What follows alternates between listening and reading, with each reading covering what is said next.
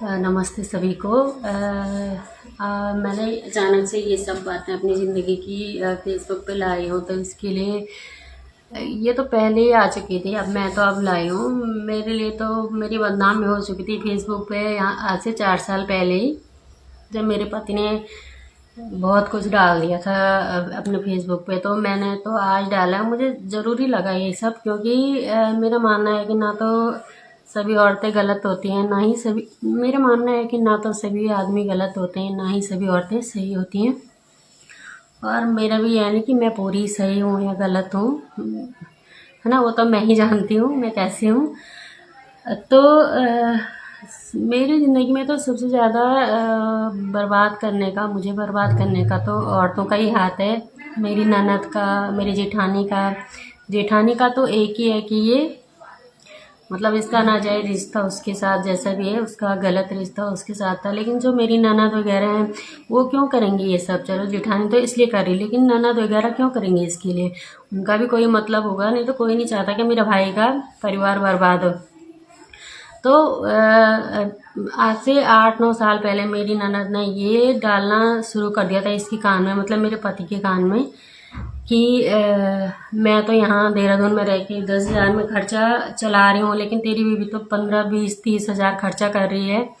जबकि उसका पूरा मकान 6 नंबर पुलिया पे किराए पे ले रखा था 5-6 हज़ार में उस टाइम पे। फिर उसके बच्चे इंडियन एकेडमी में पढ़ रहे थे, तो 10,000 में तो, और 1,000 रुपये का तब तक सिलेंडर भी हो चुका था। 2-2 किलो उसने दूध लगाया हुआ रहता था। तो इस बात से उसने मुझे बहुत टॉर्चर किया, मतलब 4-5 साल तक।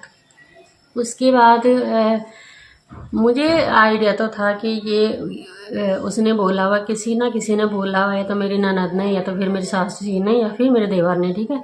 लेकिन मुझे इन सब में पता नहीं था कि ये किसने बोला है। लेकिन जब अब लास्ट टाइम पे जब पुलिस आ गई घर में, मैंने पुलिस बुला दिया जब उसने मारपीट की। जब मैं कह रही हूँ कि मैंने एक फ़ोटो में ये भी लिखा, इसने मुझे जान से मारने की कोशिश की। तो तब वो लोग आए, तब मेरी ननद का पति और मेरी ननद, और उन्होंने मेरी मामा मामी सबको बुलाया हुआ था। एक और भी आदमी था, उनका ही रिश्तेदार।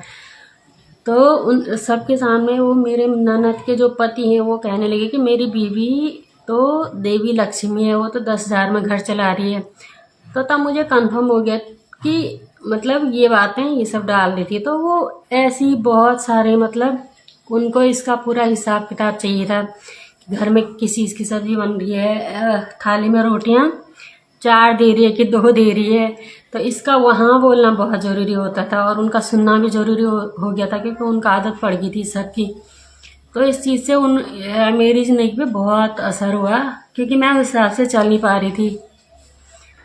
अब 10,000 में मेरा खर्चा, तो मतलब पूरे घर का जो भी होता है बिल वगैरह, बच्चों की फीस प्राइवेट स्कूल का, ये 10,000 में चलना मतलब नामुमकिन था।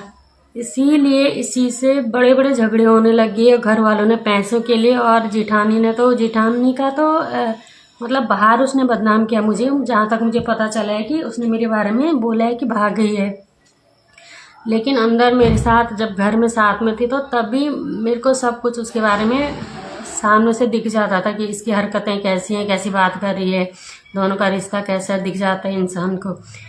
लेकिन आग लगाने का मतलब पैसों का तो मेरे ननद और मेरे देवर इन दोनों ने इतनी आग लगाई कि क्या बताएं।